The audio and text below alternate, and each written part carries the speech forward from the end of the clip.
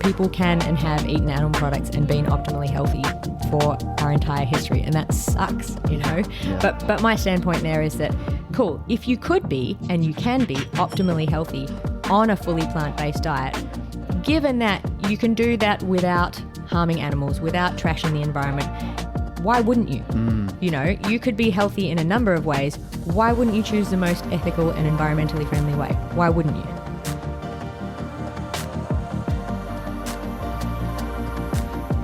It is episode 14 of the Vegan Body Coach podcast. I am Jackson Burton, your host, and welcome back. If you're a long-time listener, it is so good to have you. If you're new, welcome to the podcast. This is where we break down topics around training and nutrition and relate them specifically to vegans, vegetarians, and plant-curious folk.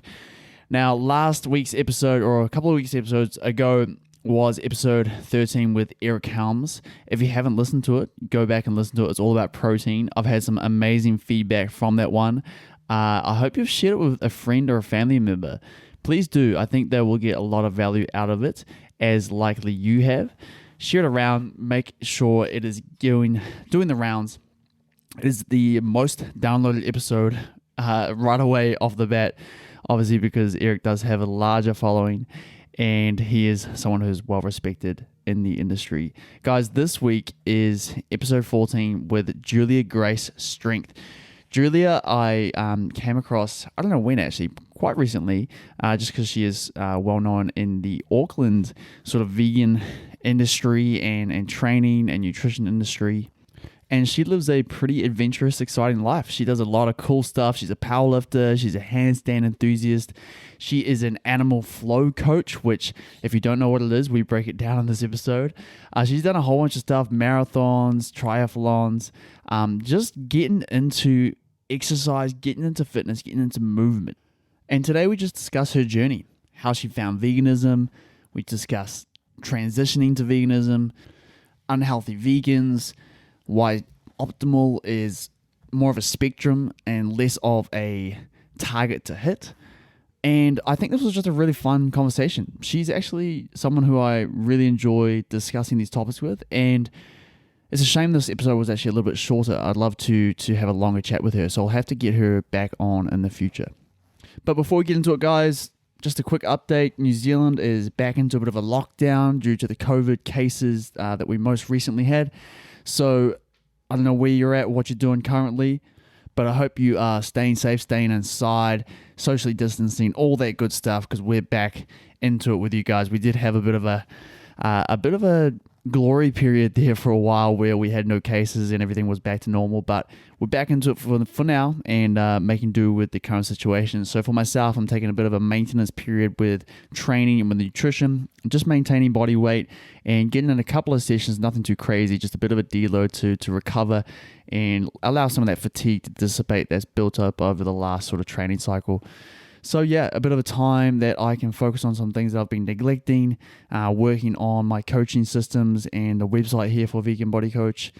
And I've also taken a bit of a step back from social media, so you won't see me on there at the moment. However, the podcast will still be coming out and we'll keep keeping in touch in that way. In saying that, guys, please do share this if you are on social media. Share this podcast, show me that you're listening to it, and I'll come back to that when I jump back on social media at some stage. Alrighty, guys, sit back, relax, make sure you've got a drink in hand or you're being safe on the roads, however you're listening to this, and let's get into episode 14 with Julia Grace. You are listening to the Vegan Body Coach podcast, all about optimizing your strength, fitness, and physique through a plant-focused diet. My name is Jackson Burton, and I'm a nutrition and training coach for vegans, the plant-centric, and plant-curious. I'm sitting down with athletes, experts, and influencers around the world to inspire you to create your best vegan body yet. Julia, welcome to the Vegan Body Coach podcast. Thanks for having me. It's very, very good to have you on. And I think at this present time, I wanted to do a little more podcasts with people within the Auckland area, because obviously I can't be flying overseas and doing podcasts with people. So and we have such cool people here. So. We do indeed. So it's good for me to start networking with a few extra yes, Auckland dwellers. But you're not Kiwi yourself, huh? I'm not. I have been here for about 7 years, but I was originally born in Australia. Cool. All right. Awesome. What brought you over here? My partner at the time, Kiwi, from Tauranga, and so we moved over there, and I just moved up to Auckland a couple of years ago for university. All right. Awesome. Fantastic.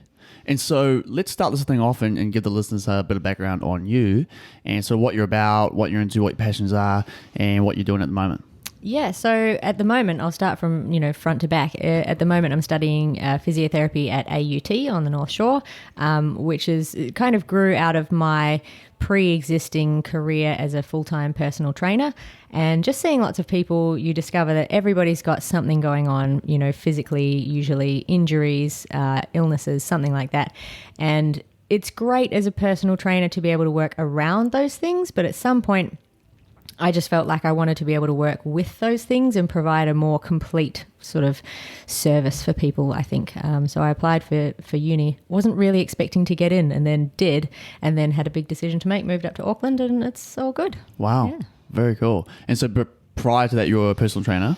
Yeah, I was a personal trainer for since I think 2014. I went full-time as a PT. Had been involved in the fitness industry since 2011, but mostly group fitness instructing, things like that. And that was a similar sort of journey. You teach group fitness, and then you want to be able to do a bit more with people, and so you upskill, then you do personal training, then you upskill, you end up for me as a physio. Yeah. And that means you can sort of cover the full spectrum of people who are already fit and want to get fitter, or people who are completely sedentary but want to get started, or people who have injuries and need rehab and then want to continue building on that. So it's a full spectrum sort of interest, I suppose. Yeah, it totally is a full spectrum. And I think with myself, with working with people, you always, run into issues with whether it's, mobility issues, or whether it's previous injuries that are hindering their progression on certain exercise or lifts, or even hindering them from being able to do the things they love to do. Yeah. And for me, it's like, okay, we can work on specific things within the gym here. However, I do have to refer you on to someone who is, this is their wheelhouse. This is what they specifically work on. So, for you having, I guess, that wider knowledge sort of span of knowing, okay, how to work with someone, but then knowing how to work through their challenges is super cool.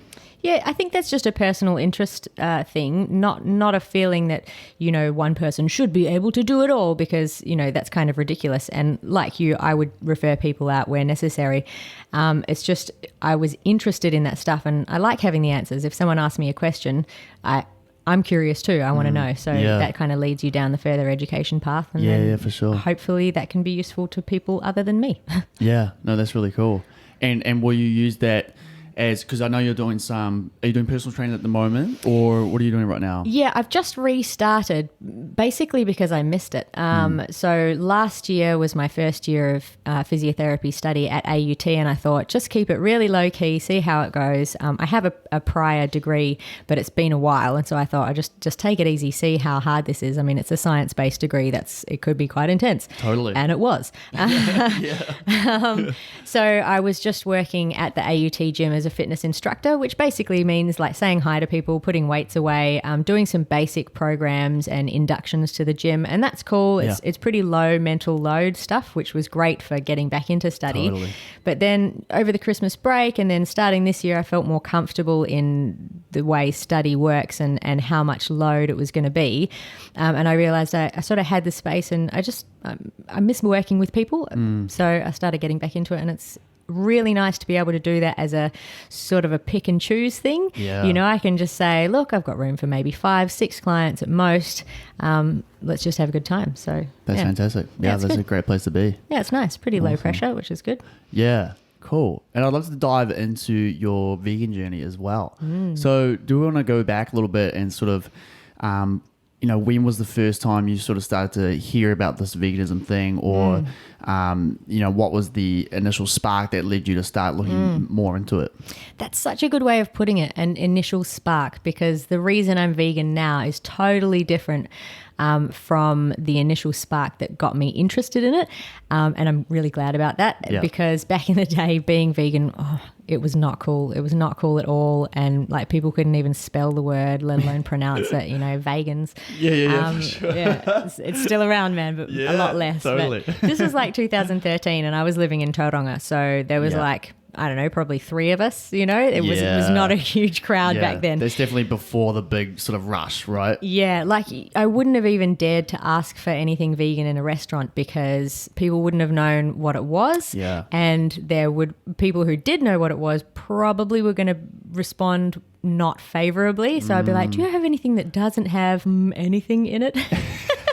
So it was just easier just to not. But the original reason back then is basically an extension of that curiosity about, how do I be optimally healthy and fit and functional? Okay. Which really looking into that is probably, unfortunately, just a deep-seated fear of dying. Like I just never want to die. I want to live till I'm 150 and be able to do everything I want to do.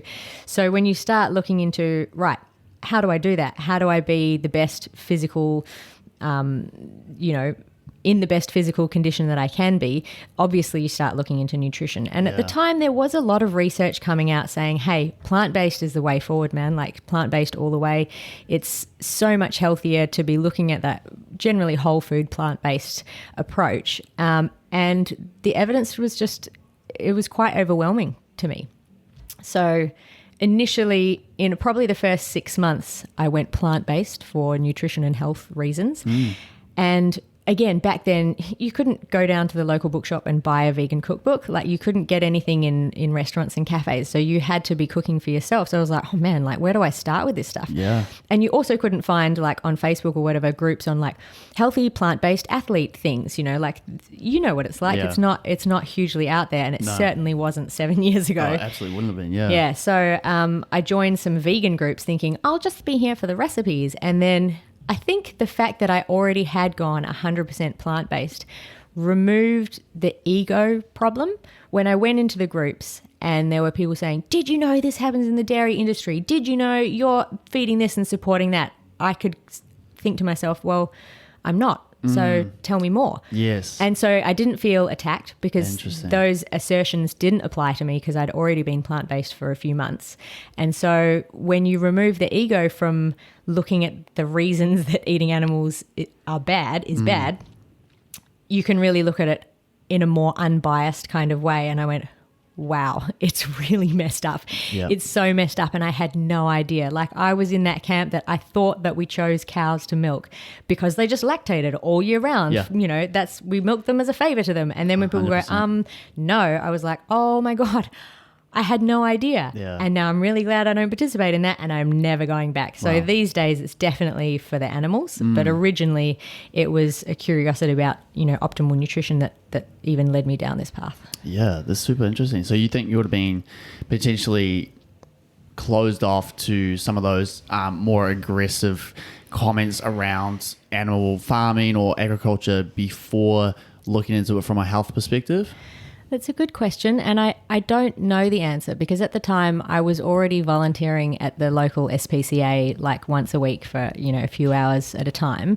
Like Wednesday mornings I was down there like cleaning up cat poop and Love stuff. it, and previously like I've always considered myself to be an animal lover. So a part of me would like to think that I would have listened had someone given me information, but the other part of me knows that ego is a big thing and I don't know how I would have responded, but I'm glad that I never had to cross that bridge. Totally. Yeah. I think it's hard to know. I think, and it's, it's hard to, I guess, because when these ideas are so ingrained and, it's like a belief system or just a way of life and we've always done it this way. And I would have been the exact same. Hey, look, we're just milking them because they always got milk, and it's like, I feel like, I think it's a hard one to try and think back and go, what, like, because I can't even remember like why I really decided to start going down that journey. I think potentially I've just been more open to looking into a whole bunch of different sort of social justice issues or even just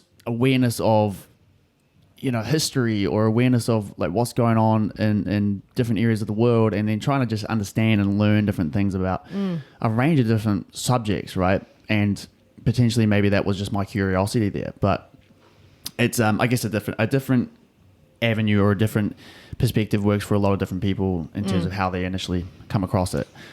Yeah, that's a good point as well, because when you talk about social justice and like other, the intersection of other issues with veganism, when I look at things, growing up in Australia especially, it's not the most, it's getting a little right wing over there, you know what I mean? Like, yeah. I grew up with some really problematic attitudes, which I didn't think were problematic. And then, when people start to say, hey, we have a problem with systemic racism here, right? And that these jokes aren't okay. And, also let's talk about gender, and also let's talk about this. And every time those things came up, I was just like, wow, okay, that's awful. And I don't want to be a part of that. So I suppose in those respects, I never felt attacked either, just really embarrassed that I'd been a part of things in the past, just supporting politicians that in retrospect were doing the wrong thing and taking the wrong approach and not moving, Australian society forward in a positive way. But to me, when you get curious and when you remove your ego and you go, yeah, this is bad and I don't want to be a part of that, and we need to make some change, and I'll happily make some changes with myself. It sucks to know that you were on the wrong side of something, but yeah, totally. Get over it, Yeah. I think it's almost like, I think for myself, veganism was like this opening door to like enlightenment in so many different avenues, right? And so now I'm so much more interested in being on the right side of these conversations. And do you think, what were some of the biggest learnings for you once going vegan? Like whether it was, something along the lines of that, of being open to other ideas, or even to do with, health and nutrition, and that area as well. What was the biggest learnings for you? I think that the biggest and the hardest learning was coming at things from a nutrition perspective. You think, okay, the evidence is in favor of a whole food plant-based diet as being, the only way forward. So you jump on that bandwagon, and then while I, switched quite quickly over to being vegan for the animals, not being plant-based for health, I then went and did study with precision nutrition. Mm-hmm. And they are what they describe as being diet agnostic. They don't promote any particular dietary pattern. Like they're not pro or anti vegan, paleo, Mediterranean, whatever else, keto. They just work with anyone. And it's kind of confronting to look at the evidence and the science and realize that actually you can be optimally healthy and eat animal products. Mm-hmm. You can be optimally healthy on a keto diet if you have particular health considerations to take into account. You can be optimally healthy plant-based or not.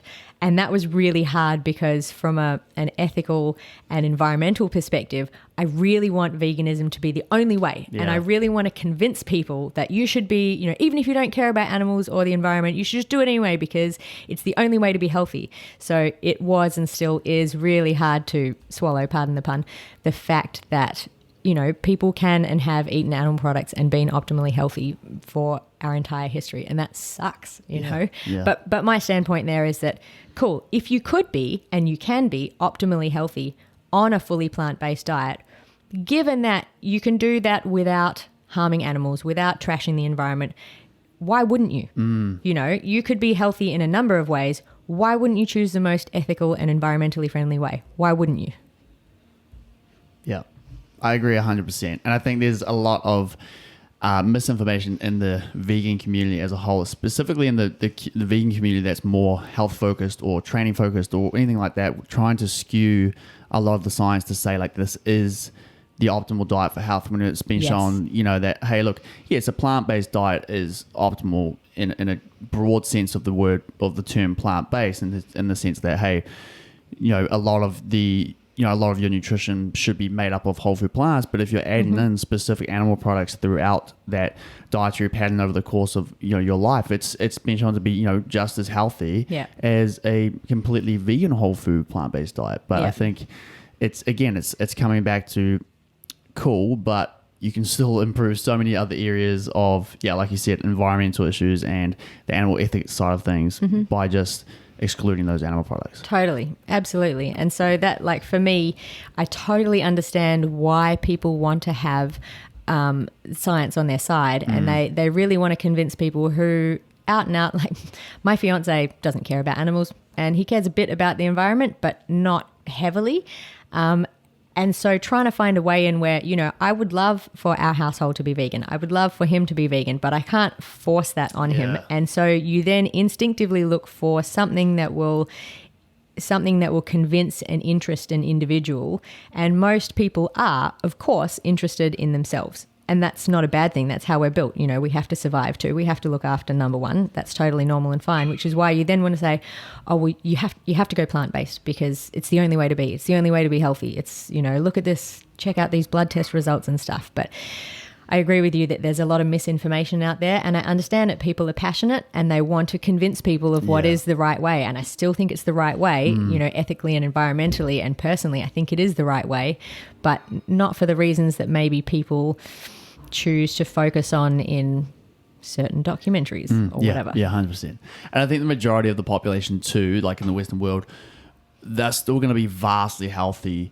They're probably eating at a detriment right now, like in terms of like they're eating an omnivorous diet, but it still doesn't have an underlying plant-based notion to it. It's predominantly processed. It's, you know, it's pretty rubbishy food for the most part. So even if they were to go eat a vegetarian diet, or they were to go pescatarian, or they were to go more of a plant-based, you know, 80%, 90%, whatever, their health markers would vastly improve doing that, right?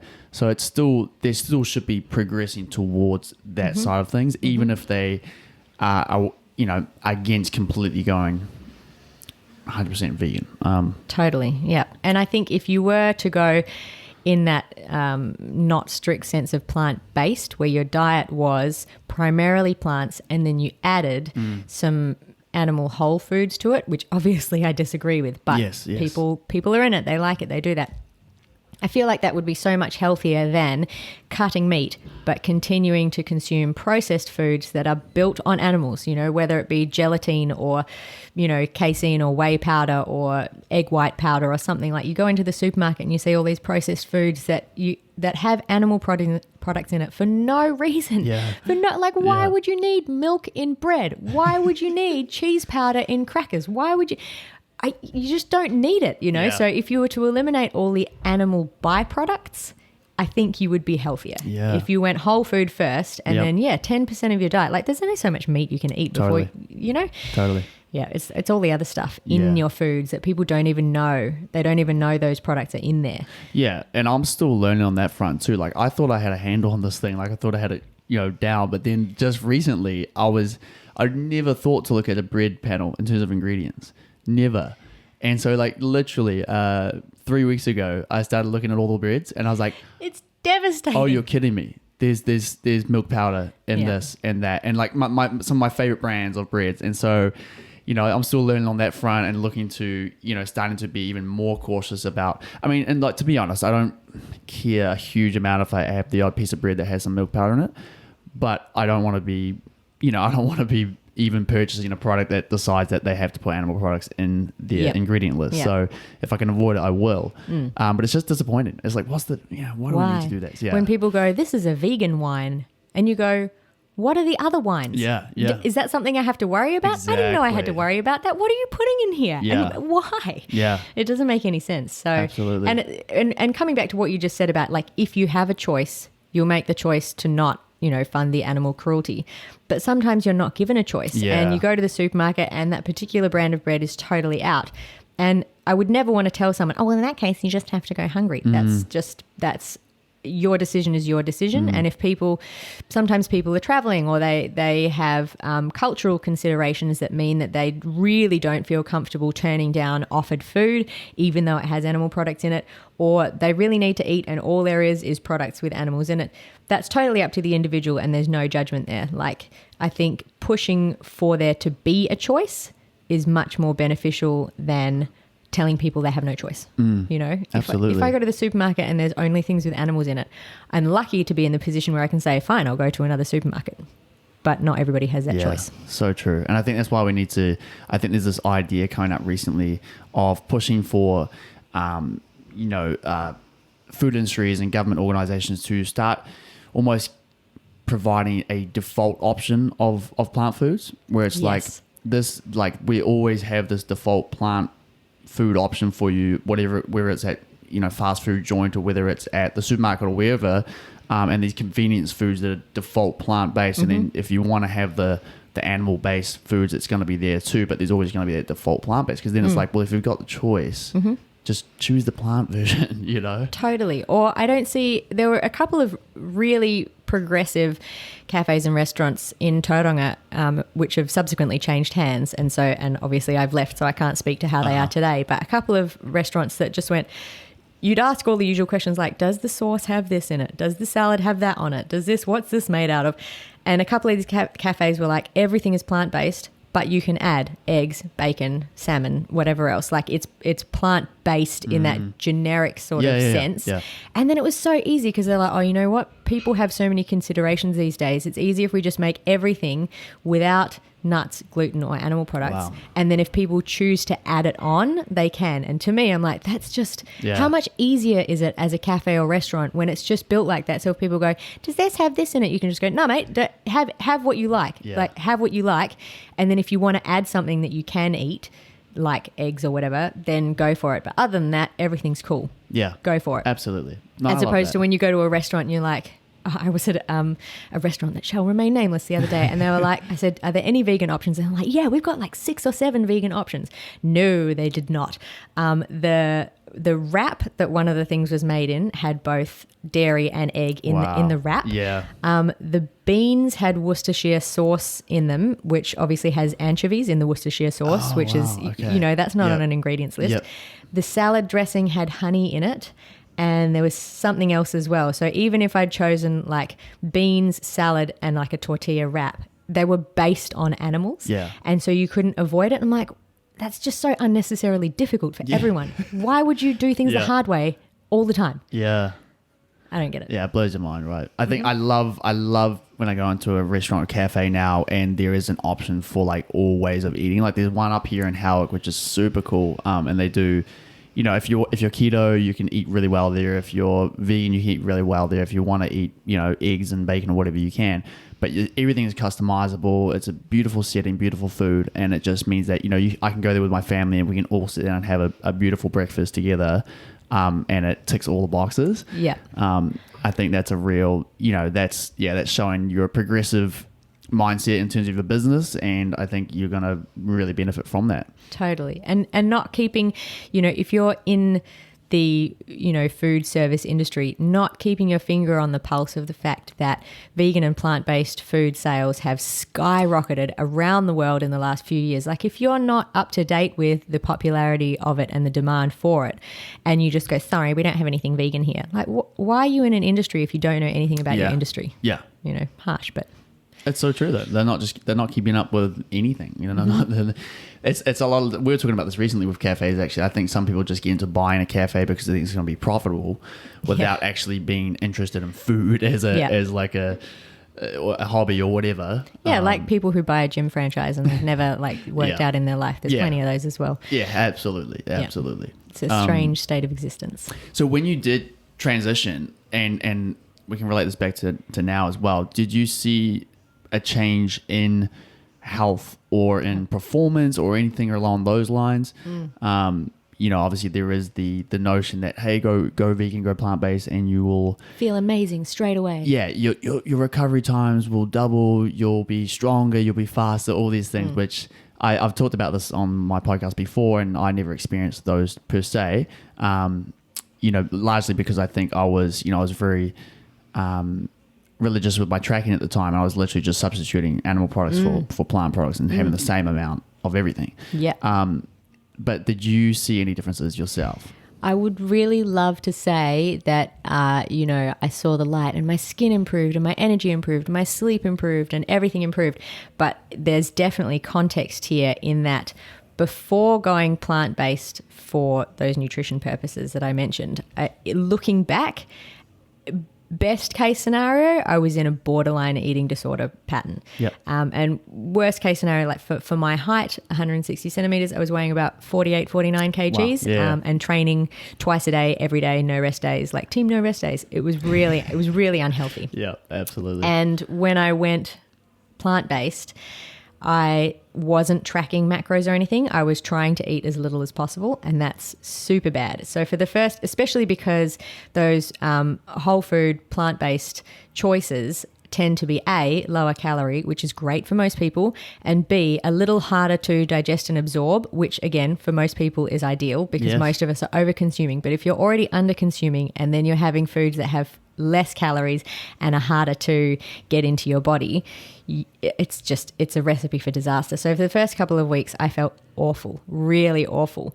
And then I tweaked some things, because I wanted to be able to keep training at high intensity all the time. So that kind of saved me a little bit there. And then getting involved in the vegan groups, I think it led me off the path that was definitely heading into serious eating disorder territory and led me into caring more about bigger things that were outside of myself. So once I got things fixed in terms of macros and eating more and eating for the right reasons, then I started to feel a lot better. And now, like doing what I do, I don't usually talk about my age, but doing what I do, like I train a lot in a lot of different ways, and I'm pretty happy with my physique. I think I sit at a really healthy body fat percentage. I've got really good muscle mass, all that kind of thing.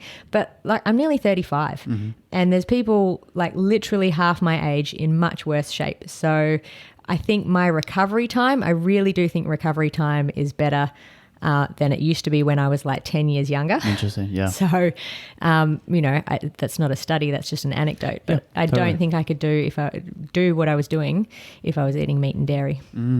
It's really interesting that you decided to go into it for a health perspective, but then for the first couple of weeks, it was like possibly the most unhealthy thing you could have done. Yeah.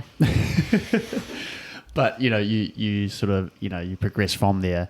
And so you think that the biggest challenges initially for you was, hey, look, the food was super filling. It's plant foods. You just weren't getting enough calories in. You weren't getting enough of any of the macronutrients. Yeah. And, that was the biggest issue for you transitioning. And I think there's a very common one for people as well, that they're afraid they will lose weight or, they won't have energy. And it's just a case of, look, if you're going to go completely whole food, then you will have to increase the volume of food you eat. Totally. I think with any dietary pattern, if you want to call plant-based eating a dietary pattern as opposed to veganism as the ethical sort of lifestyle or belief system, with any dietary pattern, you have to get it right or you're going to feel awful.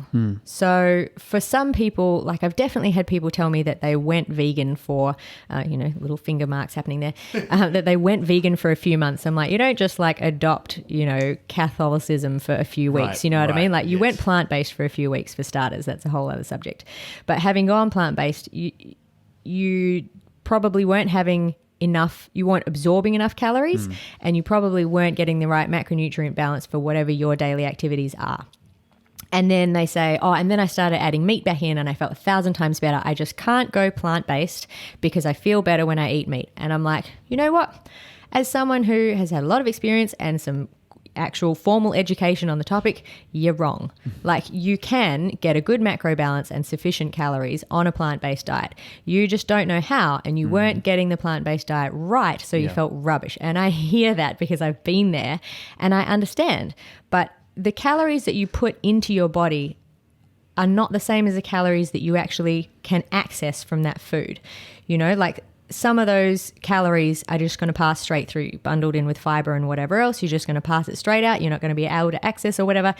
So making sure you're getting enough calories that you can actually absorb is a big key there. And that sounds really complex and difficult. Like, it's just so much easier to go back to eating the way I was eating before. But 99% of people probably weren't eating that good before either. So it's really just about fixing what you're eating. Yeah. And whether you're eating animals or not, you're probably doing it wrong. Yeah. So seek some qualified advice, or at least, pester someone on Facebook until they give you some useful information or point you in the right direction of something. Totally. You can do it. You don't have to eat meat. I don't accept that. Well, I think it's just resorting to what's comfortable, right? And I think the big one is like, hey, everyone has grown up being taught, I posted about this the other day, being taught how to fry an egg and grill some chicken and put a steak on the barbecue, and everyone knows they do that and it's comfortable, and it's like they've been taught that from a young age. Yeah. It's like, you've got to understand, we're now taking away those things that you've been taught and trying to teach you something new. Of course, there's a learning curve there. Totally. There's a learning curve to everything new you start. If you want to learn Mandarin, there's a learning curve there. Yep.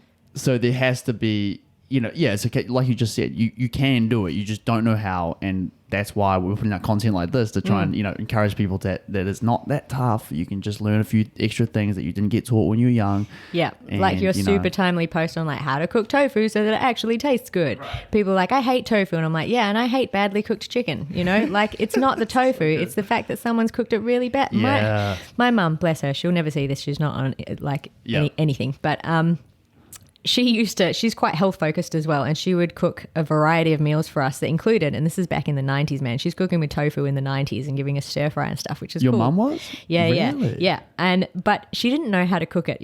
She's like white middle class Australian, gets tofu straight out of the packet and just dumps it in the stir fry with everything else, and it was just like boogers. It was awful. And we all thought we hated tofu, and then fortunately mum's a teacher, and one of the other teaching staff at her school was like, you know what, I'm going to put on like a cooking course, like a short course for all you teachers, because I cook good stuff and whatever. I can't remember what the focus of the cooking group was, but one of the things they learned was how to cook tofu properly. And mum came home, she was like, I'm making tofu, and we were all like, no. Yeah. And she made it and it was delicious, and I was like, oh, it's not tofu, it's you. Yep. So yeah, when people say they don't like tofu, sorry mum, but that's what I think I of. love it. Yeah. No, it's a very common one, which is why we put that video up. It's, I still get it all the time. It's like, what do you get for your protein? Well, I have some tofu. And I always don't want to say tofu because like it's got those preconceived ideas about this mushy, like tasteless. Yeah. But it's like, can you just come with me to like a restaurant and have some of this tofu, please? Like, we'll love it. Well cooked tofu is amazing. Yeah. And it's versatile. Curries, grill it, bake it, whatever. Make it into a dessert. You can do anything. Yes. Put it in a bloody smoothie. It does everything. Absolutely. It's the potato of the plant-based world. Oh. Yeah. So with your nutrition now, like obviously you do a lot of different types of training and you're involved in different disciplines in that sense. How are you structuring your nutrition now to support that? Like you said, you're probably in your best shape at the moment, and you're in a really good healthy state as well. Are you also performing really well in terms of that? And how are you improving that through your diet? Yeah, I mean, it definitely goes up and down how much I focus on my diet, and some of that is because over the years you sort of absorb and assimilate information, so you don't realize that you're unconsciously engaged in habits and behaviors that support good health and nutrition. So when I say, oh, my diet's pretty bad, I still know roughly how much protein I'm getting in a day. I still know what percentage roughly is coming from whole foods and what's coming from trash. But as a general rule, I'm not that good with my diet. I really should be. My downfall is definitely if I'm not focused on it, I'm definitely not getting enough protein in, and that really sucks. And I can't afford that from a powerlifting perspective. I like to lift heavy things, and you need big muscles to lift heavy things, and to an extent. So at the moment, the focus is mostly on my very, very basic rules for when I'm busy and stressed and uni's back on and now we're on campus and everything's happening and oh my God. And like in the last year, I think I moved house 5 or 6 times in the last year, and it was just nuts, and like different countries and things like that as well. Wow. And even when times are tough, at least 5 proper serves of vegetables a day, at least 5 proper serves, not like a few leaves of lettuce in your, like just because there's different colors in your sandwich doesn't constitute a whole serve. It's got to be a proper, like a half cup equivalent of vegetables in a day, and bare minimum of protein. There's got to be 20 to 30 grams of protein in breakfast, lunch and dinner. And even that's not enough. So I'm trying to get back on the protein smoothie bandwagon right now. Thanks to Prana on. But yeah, I mean, that just makes it so much easier if I just think, have a smoothie, come on, that's a really easy way to get some more in. So I focus mostly on get enough protein, and it's never enough. Just have more protein. Yes. And make sure you're getting at least 5 decent serves of whole food, like not, banana cake. That doesn't count. Chips, that's not a vegetable. Wine, I know it comes from grapes, but it's not a salad. Like proper, actual, recognizably vegetable serves. Yeah. And everything else is kind of fair game because I am super active and because I've got a pretty iron stomach and because I seem to tolerate and potentially need quite a high amount of carbs. Like I've tried the low carb diet and it was just depression, illness, grumpiness, poor training, poor performance, all that kind of, like it's just not for me. I know it's for a lot of people. It's not for me. So I can really afford to eat a lot of donuts, which is great. Fantastic. Yes. Not a bad thing. No, I think that's a really good way to look at nutrition though, because there's certain times in your life where you'll have more time and more maybe cognitive bandwidth to put towards, nailing in nutrition and tracking and things like this. But I think at all times, whether you're in your busiest period or your most slow period of life, you should have what I term I've borrowed it from somebody else, but like a skeleton diet, Yes. You have like the bones in place. You have I have my 5 servings of vegetables. Yeah. I have 20 to 30 grams of protein at each of these big meals. And that's like the skeleton that's always in place no matter what. It's basic daily nutrition hygiene. Like no matter what's going on in your life, you make sure you brush your teeth. You make sure you take off your makeup before bed. You have a shower at least once a day. There's some basic things that you have to do to be a functioning adult. And most people have got to the point where they don't actively think about those things. They don't think about like, oh, come on now, don't forget to brush your teeth. It's just things that you put into your day that you don't necessarily enjoy, but they're the baseline. So those baseline things like eat your vegetables, get enough protein, and everything else is built on top of that. Obviously, hopefully your life isn't so stressful that you can't do any more than just brush your teeth and have a shower in a day. Like hopefully you are in a position where you're able to do more than that. But yeah, the basic hygiene rules I think apply to fitness, nutrition, and actual, personal standards. Yeah. Yeah, no, that's awesome. Yeah, it's a really good way to go about life and just keeping those basics in place. And even, and even if you want to go slightly deeper, but still keep this as a really basic thing to implement in terms of your meals, is like that whole plate model idea in terms of, hey, like this is a great way to get a certain amount of protein at each meal. It's a great way to ensure that I'm getting a certain amount of, nutrient-dense vegetables, and then hitting other micronutrient intakes, for example, omega-3s and stuff like that. But you keep that plate model in mind. And then say, okay, I'm going to have 3 of these plate models per day, and then I might add a shake on top of that, and then now I'm getting 100 grams of protein. Fantastic, brilliant. And you're well on your way. Yeah, totally. And it's also recognizing that it's not like you eat healthy or you don't eat healthy. It's a spectrum. There's no good, bad. Like nobody, if you were eating 100% perfect all the time, that's an eating disorder. So you know what I mean? Like if everything is super structured and you're counting almonds and you're weighing oil or whatever else it is that you're doing, that's excessively compulsive behavior that is unsustainable and not healthy. Like if you're saying, sorry, I can never come out on a social occasion, that's based around food or drinking because that won't allow me, that's not healthy. So there's this sort of green zone of optimal choices, and that's why I like to use the word optimal, because there is no perfect, because you can definitely go too far into perfect, and like I've been there, and it's you're not happy when you're there. You're not happy. And short term, maybe you need to do that for a competition or an event or something like that, a shoot, whatever. That's cool short term, but then you have to come back to sanity and like having a coffee and a muffin with a friend or enjoying a glass of wine or something like that, because otherwise it's not ideal. But within the choices that you make in the day, if you have that idea of the skeleton diet, everything else is kind of on this spectrum where you don't have to go from drinking every day to drinking nothing at all, or going from I eat chocolate 3 times a week to never having chocolate ever again. It's about, okay, yeah, so I have a Mars bar like every lunchtime, whatever. Maybe you replace that Mars bar with a protein bar. Then maybe you replace that protein bar with like a piece of fruit, and then maybe you replace that piece of fruit with a cup of tea, and then maybe you replace that cup of tea with nothing because you realize you don't actually need that and it's not serving your goals anymore. So existing in that spectrum means that, sometimes I'm existing in a place where I'm not having enough protein and, I'm having too many donuts in a week, and usually you're stressed and you're busy and you don't have time, and to expect someone to be eating perfectly at a time like that is ridiculous. But you just try and every time you eat make a choice that's a little further along the spectrum towards optimal. And that's the best you can do. Yeah, and I think, well, in our industry, it's very, everybody talking about how to be optimal, but I like your idea of optimal actually being a spectrum rather than like you reach optimal and that's a certain point, which is, I guess many people class optimal and perfection as probably the same thing. But maybe optimal is more of this, like you said, a green zone of, it's a spectrum of like, hey, I'm like, it's not perfection, but it's going to give me 99% of the results that I'm going to get anyway if I was going to perfection. It's like, I think so many people try to nail these tiny little things about diet, whether it's like nutrient timing or instant response to a meal and all these different things. And they're trying to adjust all these minute variables. Yet if they were just to focus on the big rocks, the basics, the foundations, 90% of everything is covered anyways.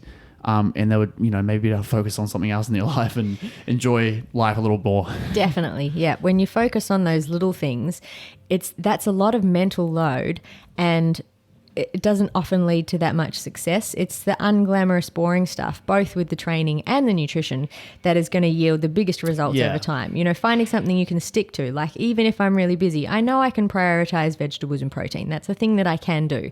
So if I can keep hitting that consistently, that's way better than eating perfectly for a week and then eating garbage for the rest of the year. It's just not... Whatever you can sustain and whatever you can handle at that point in time, you should have a bare minimum in place. And then everything else is just, on that spectrum where you're never going to be perfect anyway. Get the big things right first. And even if you only ever get the big things right, that's probably enough for most people, unless you want to compete, perform, whatever. Yeah, and I think you spoke about consistency on your Instagram recently, I think, in terms of training. Is there some specific ways that you train now that enables you to be consistent with that? That's a difficult one because I think I am not normal in that it's one of those things, like everybody's got a thing that they really love, whether they love cooking and they can't keep themselves out of the kitchen, or they love reading and they just can't put that book down, or whatever else. I love being in the gym. I love moving. I love training. So that's my happy place. I'm going to go there. So consistency isn't hard for me. And I recognize that I don't understand what it's like for people who struggle with that consistency. But I think part of it is these unrealistic expectations we place on ourselves, and similar to focusing on the minutiae of nutrition, people are focusing on what's the latest and greatest thing that I have to be doing. And it's like, you just have to be moving, man. Like you just have to find something you enjoy doing. If that's dancing or swimming or, going into the gym or doing group fitness classes or capoeira or whatever else, just find something that you enjoy doing that is physically active and do the thing that you enjoy, because then you're more likely to do it consistently. Yeah. Just, doing a 4-hour stint on a Saturday and then nothing for the rest of the week. It's not opinion. There's plenty of evidence that it's not as beneficial. There was a great lecture slide in a recent lecture at uni where the language of the study was actually active couch potatoes versus active non-couch potatoes, which was hilarious. So a non-couch potato is an active person who also has structured exercise sessions in a week. Okay. And the active couch potato is someone who has structured exercise sessions, but outside of that, they're sedentary they're doing very little. So, and the results of that particular study, which I just thought it was hilarious, that the terminology seems so colloquial, and yet this is published research in a journal. Couch potatoes. But if you're going to the gym 4 times a week and you're doing very little outside of that, your long-term health markers are pretty rubbish, regardless of the exercise that you're doing. Whereas if you're a really active person and you're doing exercise, structured exercise 4 times a week, for example, your health markers are going to be much better in the short term and in the long term. So that's consistency. Take the stairs instead of the lift, walk to the next bus stop, get up and walk around at work, just do something, and in the natural movement community, they talk a lot about movement snacks. You should be snacking throughout the day, because just sitting down like we're doing now is not great for long durations. Yeah, there's 100%. heaps of evidence on that. So just move, Yeah. I talk about this with my clients all the time, specifically like people who are working on fat loss. And, it's almost this mindset of, oh yeah, I'll do this amount of exercise now, but then when we're finished, I'll tone it back a little bit. And I'm like, no, I want to develop these specific activity levels so that you can do this for the rest of your life, because you're so ingrained in your office job of sitting down for 8 hours a day and then sitting on the couch in the evenings and just never really moving, that, this is why we got to this place originally. So can we start to develop a mindset of like, I am an active person? Identity. Yeah.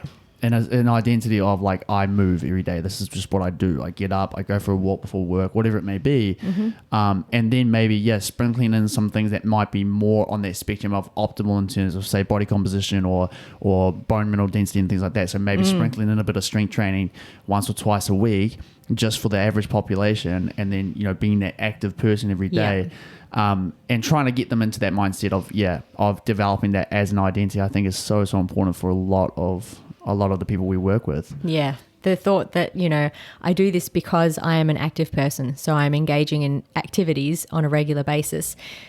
We know that the evidence is overwhelming that these people are healthier, fitter, live longer, and generally report better mental and emotional health as well. Like there's so many things in the right direction there. So, I work in a gym and people say, I have a real hard time just turning up to the gym and going on the machines 5 times a week. I'm like, if you don't enjoy it, don't do it. Yeah. Just don't and I'm not saying do nothing. I'm saying do something that you enjoy. Totally. And people are like, but shouldn't I be going to the gym? I'm like, who told you that? Like you should be, the gym, because they want to sell you a membership, man. 100%. Like no offense to anyone, but you have to find something that you enjoy doing. And gyms these days, most of them provide so many different avenues to get active in a way that suits the individual. Big gyms have a lot of different things you can get amongst, or when you find that thing that you enjoy, you go to that specific studio that offers the thing that you absolutely love, whether it's pole fitness or whether it's, Olympic lifting, Exactly. No, I do think there's a massive spot in the industry for the smaller sort of boutique gyms that are specialized in one thing, because the people that you get signing up to those gyms, they know what they're signing up for. Yeah. They're not signing up to the big box gym where it's going, I'm just going to sign up to this because I heard that's what people are supposed to do for health. Totally, yeah. And a lot of those gyms, the non-specific gyms, unfortunately, especially those small franchise or chain gyms that are everywhere on, just about every block, and there's 4 in the city and, stuff like that. Those ones, the business model is based on having a high price to buy in. What do you call it? A sign-up fee? Yes. And then really low weekly rates, because they plan on you not going. They plan on you not enjoying it. They don't have it. They're small gyms. They don't have enough space for 2,000 people to be in there on a regular basis. They rely on you thinking, I paid so much to sign up. I don't want to quit and then have to sign up again because it's really expensive. So I'll just retain my membership because it's only about the price of, 1 or 2 cups of coffee a week. So I'll just hold on to it. And then you never go. And that's their plan. Yeah. Their plan is for you to never go. And that's awful. Find something you enjoy and then invest in it. Like if you're spending $40 to $50 a week on something, you are going to make sure you get value for your money, because you have literally invested in it and yourself. So if you're spending $40 to $50 a week on something you enjoy, you're going to go more often because you enjoy it, and you're going to go more often because you paid $40 or $50 a week, and you're going to make sure you get your money's worth. So it's a two-pronged approach that ensures your own success. Yeah. So those small places that specialize, vastly better for the population than franchises and chains. No, I love it. I love all those points. Great stuff. So I want to be conscious of your time here, but I do want to ask quickly about your training. Do you want to just give the listeners, I think they can go on your Instagram and see what you're up to, but you seem to be, pretty well-versed in different disciplines, the powerlifting, the animal flow, the handstands, all that kind of stuff. What does your general week of training look like right now, and what are you sort of pursuing in the future? Yeah, it definitely changes seasonally, like from year to year as I get interested in a new thing. But at the moment, I think powerlifting has been the long-standing love for a number of years now. So I train 5 times a week. Being at uni, training other people, having a job, all this kind of stuff, that's a pretty high mental load. So I totally outsource my programming. I get a program. It's a total cookie cutter program, by the way. I have a cookie cutter program from Hybrid Performance Method. Steffi Cohen, the queen. Love it. And so I just follow that program and I love it. I think it's really great. It happens to work for me, which is very convenient. Nice. So I do that 5 times a week. And then the rest of it, I do some group fitness classes as well, a couple of spin classes a week that I teach, and a couple of circuit classes that, you end up accidentally getting active because I get excited and jump around and do things and demonstrate and then, do things like that. Then I try and run once or twice a week at the moment, only because I'm trying to keep up with Izzy. Yes, Izzy, I'm trying to keep up with you, which is also super fun. And then handstanding every day. Cool. And a bit of animal flow as well. It's pretty... Outside of powerlifting and group fitness classes, it's pretty unstructured. I like moving. It's a lot of snacks. Yeah, I gotcha. Earlier I was here and I was just doing handstands because, just snacks, man. I love that. Snacks. Animal flow snacks, handstand snacks, hanging off a bar. Can you quickly describe what animal flow is? Because I don't actually know what it is. Yeah, that's common. Animal flow it's ground-based multiplanar bodyweight movement, which sounds super fancy. But when you look at it, you see a little bit of yoga, a little bit of maybe capoeira, a little bit of breakdance, a little bit of, mixed martial arts, just anything ground-based that is rolling around using your body in weird and wonderful ways, that is quite structured in a modular sense in that there are set positions, stretches and transitions. And then once you know the postures and the transitions and that kind of thing, you can stick it together into your own flow and you'll be like, oh, this one note goes into this really nicely. Nice, yeah. Or if I want to get from here to there, I use this transition and it'll get me there. So you can plan flows like if you think about a vinyasa class or something like that, where there's a lot of, flowy movement stuff, but you can also just free flow and it's a little bit more like dance in that sense. Yeah. So it's nicely alterable to being quite structured in a class format or really unstructured where you're like, oh, I've had such a day and I just want to move and like shrug off the day. You can just roll around on the floor for a bit and it's great. And if you like yoga, pole fitness, capoeira, MMA, anything body weight related, calisthenics, gymnastics, dance, you'll probably like animal flow as cool. well. Yeah. It's definitely not a super common one, but I saw you doing it the other day on your story or whatever it was, and it looks really creative and really... It feels really creative. Yeah, it looks a lot tougher than it is, to be honest, and I think sometimes that's quite off-putting because people go, oh, I can't do that. And it's with some particular, transitions in mind, like a scorpion switch or something like that, or a full scorpion. Most people look at a full scorpion where you start sort of, sitting on your backside on the floor, hands behind you, feet in front of you, and you push your hips up off the floor. So you're just on hands and feet facing the ceiling. And then you do this fancy thing with your leg where you end up going in a full rotational circle and ending where you started. Yes. And people look at that and they go, I definitely can't do that. I can't do that. I guarantee, give me 20 minutes and I could get pretty much anyone doing it, maybe with the exception of someone who is missing a limb, we'd have to modify. But if you've got 4 limbs, I reckon I'd put $100 on the fact that you'd be able to do it. That's super cool. Yeah. So it's tailorable to most people, and most people can sort of get involved and move their body in that way. And totally, it's and very much like yoga. It's a big sort of umbrella term. You could do yoga as someone who is totally new to movement and, doesn't feel confident with your fitness or experience or strength. And there's a type of yoga that you can do and it can be catered to where you are at today. Or you can be a super advanced individual who's got so much experience and amazing with their body, and I can still thrash you with animal flow. It's very user-friendly in that sense. That's awesome. Adaptable. That's cool. Fantastic. Well, Julia, it's been a pleasure to have you on. Do you want to let the listeners know where they can find you and see your stuff and see all your exciting training escapades? Sure. So I suppose I'm most active on Instagram, and my handle there is just JuliaGrace_strength. I'm also on Facebook just as Julia Grace. And if you search for my business, Grace Strength and Movement, it's pretty easy to find on the interwebs as well. Yeah. Perfect. That's awesome. Well, thank you so much for having this discussion. I really enjoyed it. Thanks for having me. Super fun. I love talking. Yes. We'll have to do it again sometime, considering we're in the same city. That'd be amazing. Just hang out for handstands or something. 100%. Yes. I do want to get some handstand tips, so we'll do that. Yes. We'll do that at some stage. Amazing. That'd be awesome. Cool. All right. Thanks, guys. Okay, thanks.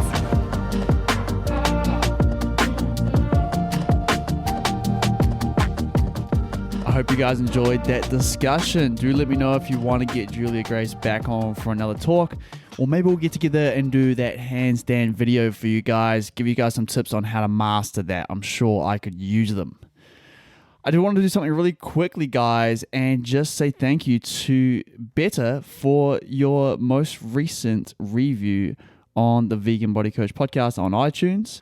As you guys know, the reviews on there really do help the podcast in many different ways, just to help us get seen by more individuals and get this quality, in my opinion, content out to more people. And so Better said, I really like the episodes here. Plant-based health and fitness content without the usual dose of cheesy advertising or heavy-handed product placement. Real life stories and intelligent conversation from people who respect science, animals, humans, and the planet. I don't think we could get a better summary of the podcast than that. So thank you so much, Better, for your words and for listening in and for giving us that nice review. Really appreciate it. So if you do want to give us a review, guys, hit me up. Let me know if you've done it, and then I'll read it out on the podcast, and we'll keep this community growing. Thank you, guys, and we'll see you in the next episode. More plants, friends.